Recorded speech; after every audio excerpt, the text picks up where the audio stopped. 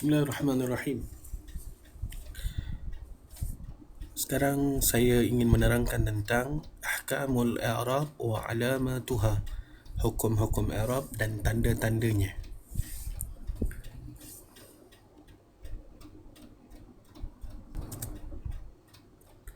Ahkamul i'rab, apakah yang dimaksudkan ahkamul i'rab? Ahkamul i'rab adalah kondisi sesuatu perkataan ketika dia berada di dalam ayat.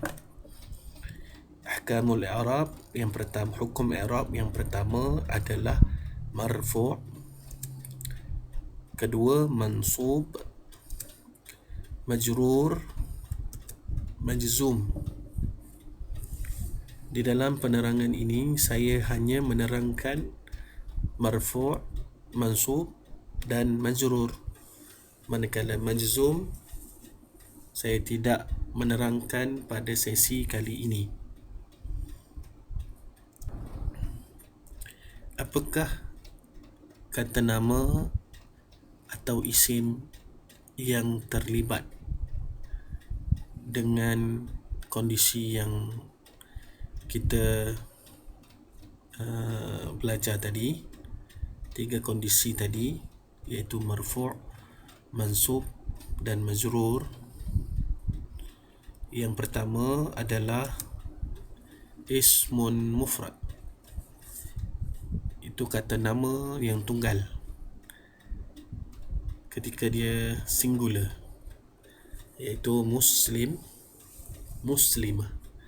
Muslim seorang muslim, muslimah seorang muslimah. Muthanna menunjukkan dua orang ataupun dua objek. Muslimani, muslimatani.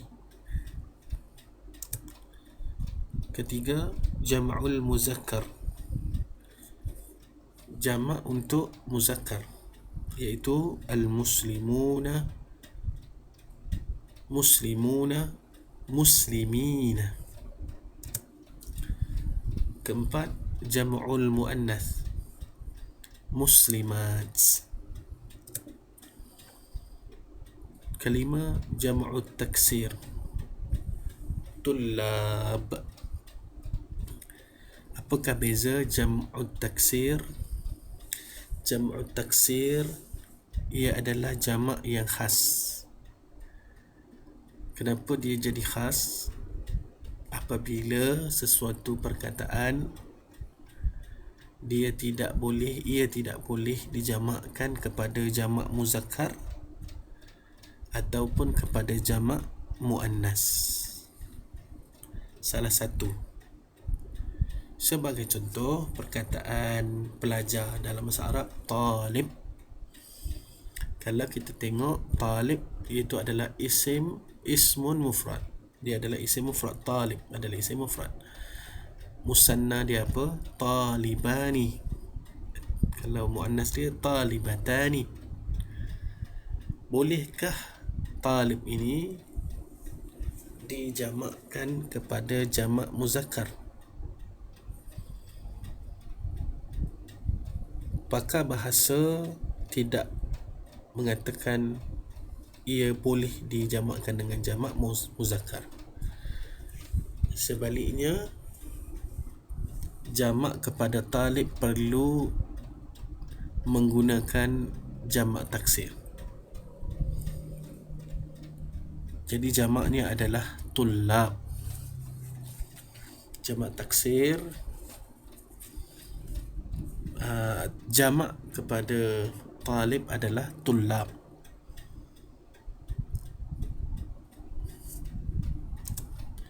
Kemudian yang keenam, al-asma al-khamsah. Al-asma al-khamsah, isim yang 5. Saya letakkan satu contoh sahaja daripada isim yang 5. Ia boleh jadi abuka atau abaka atau abika.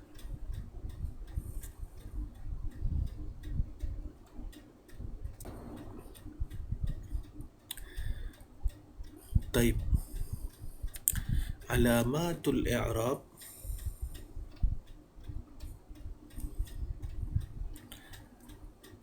okey, ini yang saya berikan kepada antum semua di dalam Telegram, dalam satu nota yang ada bertulisan tangan.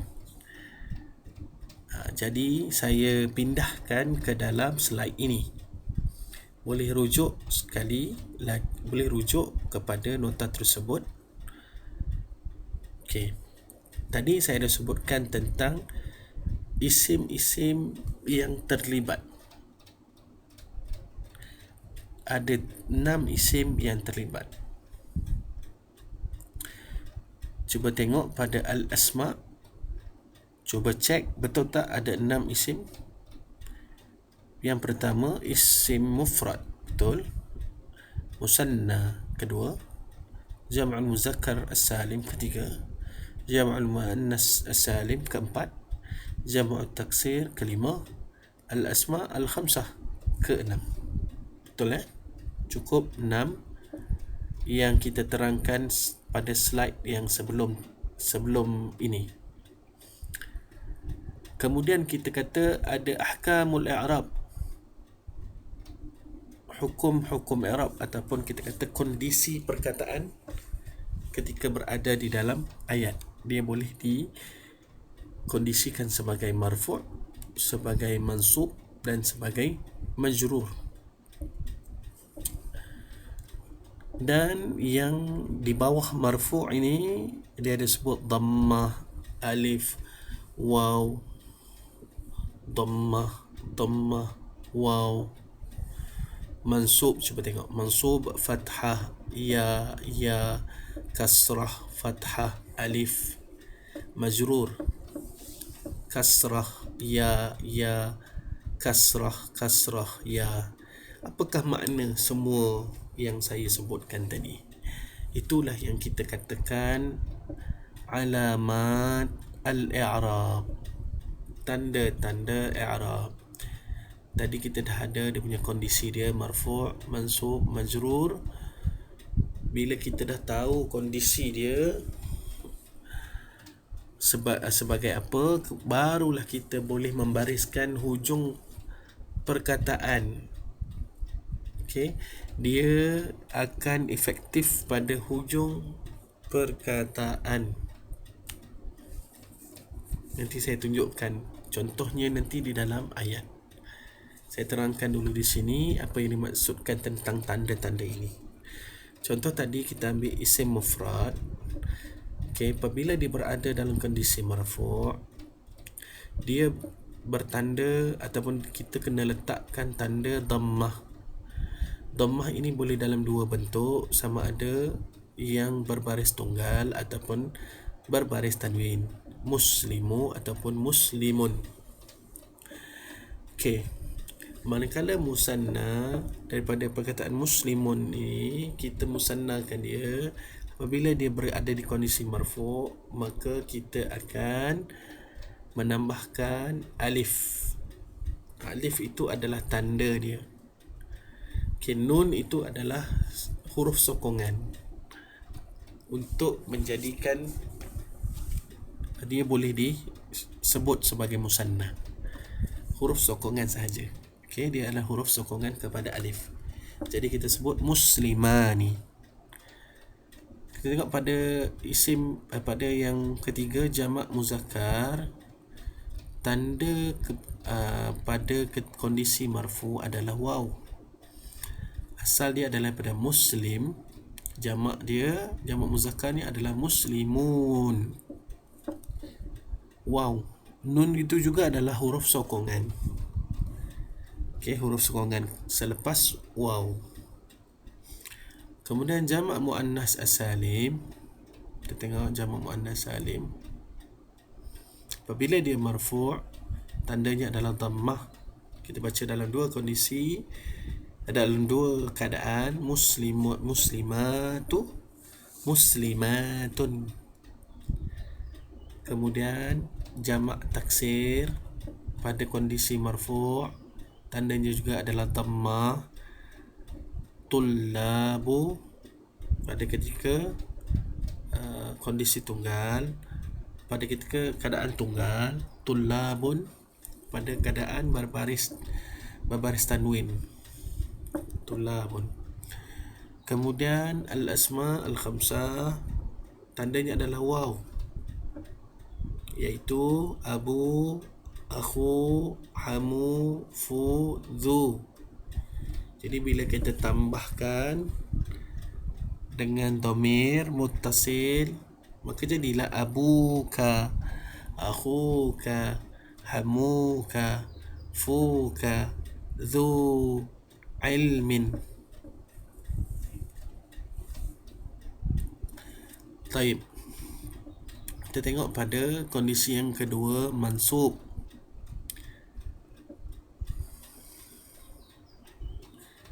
Okey, mansub.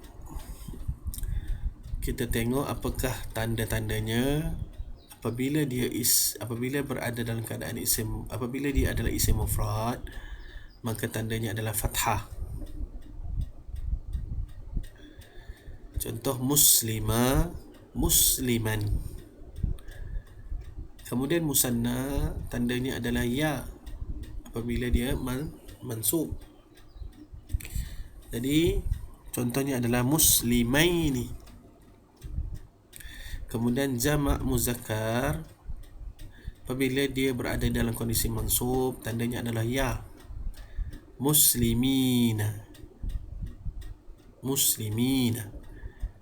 Cuba perhatikan huruf-huruf yang ada pada muslimina dan muslimaini.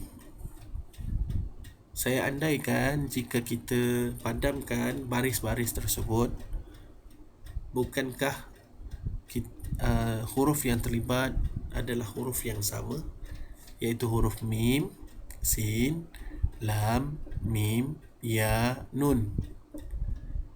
Jadi apa yang membezakan antara musanna dan juga jamak muzakkar? Bezanya adalah pada baris mim dan baris nun. Yang sini kita baca muslimaini, yang sini kita baca muslimina. Itu beza antara dua perkataan ini. Kemudian jamak muannas, tanda dia ketika kondisi mansub adalah kasrah. Contoh muslimati, muslimatin,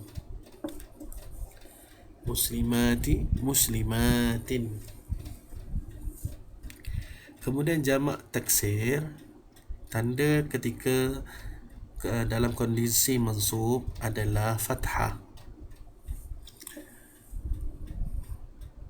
Tullaba, tullaban. Dan al-asma al-khamsah pada kondisi mansub tandanya adalah alif, iaitu aba, akha, hama, fa, dha. Kalau kita tambah dengan dhamir, maka kita akan baca abaka, akhaka, hamaka, faka, za ilmin. Seterusnya, isim mufrad pada kondisi majrur tandanya adalah kasrah. Muslimi, muslimin. Musanna pada kondisi majrur tandanya adalah ya, sama macam musanna pada kondisi mansub, sama. Okay. Kemudian jamak muzakkar as-salim pada kondisi majrur sama kondisinya pada ketika mansub. Okey, cuba tengok sama. Kemudian jamak muannas salim pada kondisi majrur sama kondisinya seperti pada kondisi mansub, sama. Kemudian jamak taksir pada kondisi majrur tandanya adalah kasrah. Tullabi, tullabin. Kemudian Al-asma' al-khamsah pada kondisi majrur tandanya adalah ya. Abi, akhi, hami, fi, zi. Abika, akhika, hamika, fika, zi ilmin.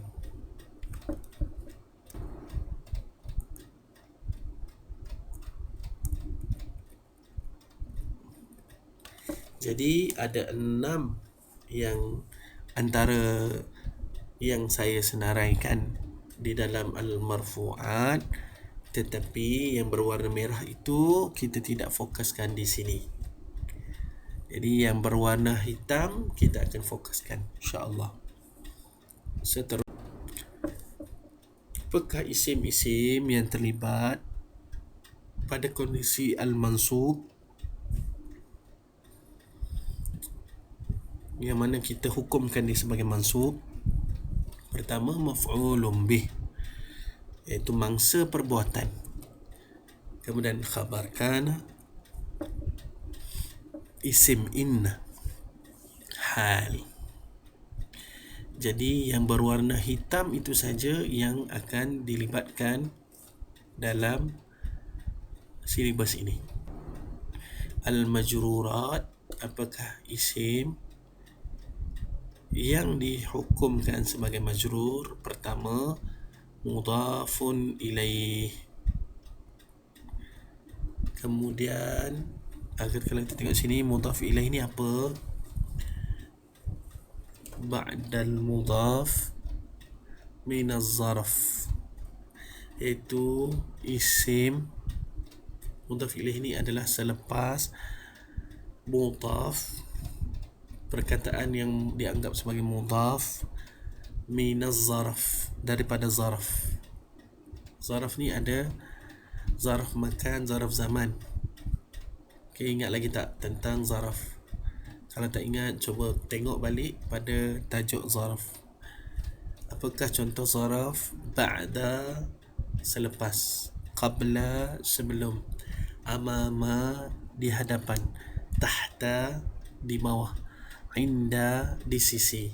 Wara'a, di belakang. Ila akhirihi, alif lam kha tu bermaksud ila akhirihi atau etc. Seterusnya, ba'dal mudhaf min ism zahir. Selepas mudhaf, mudhaf ilaih ini adalah apabila dia datang selepas isim zahir. Ini isim zahir. Mudhaf dia adalah isim zahir. Yang atas tadi mudhaf dia ada zaraf. Ini dia jadi mudhaf. Contoh kalau kita kata ba'das salah. Jadi as-salah adalah mudhaf ilaih. Ba'da adalah mudhaf.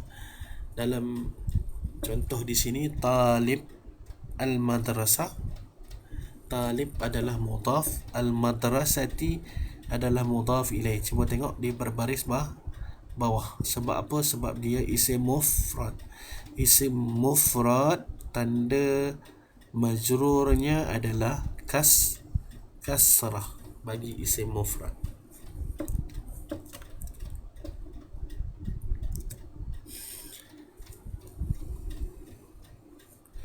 Kemudian isim selepas huruf jar ataupun isim selepas huruf jar dinamakan sebagai isim majrur.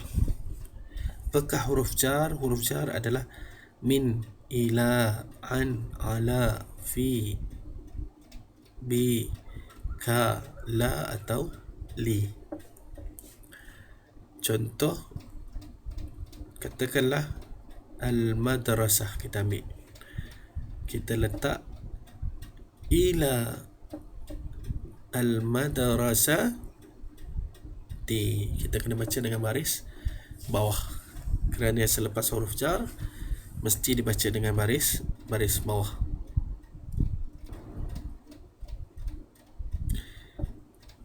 Okey, untuk i'rab al-jumlah ni saya akan kembali pada bahagian yang kedua, insya-Allah.